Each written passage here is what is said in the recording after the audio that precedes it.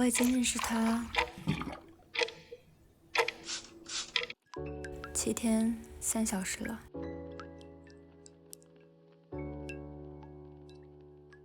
见到他，我才明白，有些人会被爱上，就像呼吸一样简单。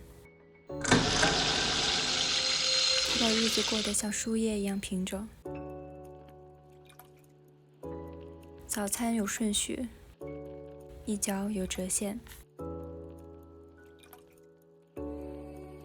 它像一汪波光粼粼的湖泊，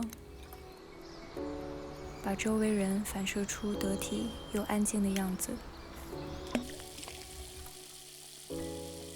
会很自然地照顾身边人，记得你的喜好和习惯。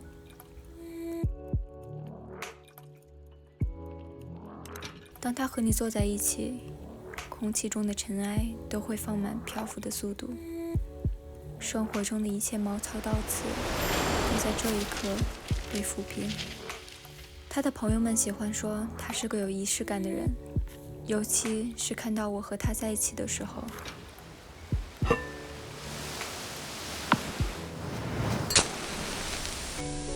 可是只有我知道，我与他的仪式更常发生在那些寂寞长满整个房间的夜晚。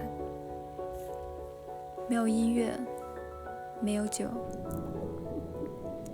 没有对白，只有我们，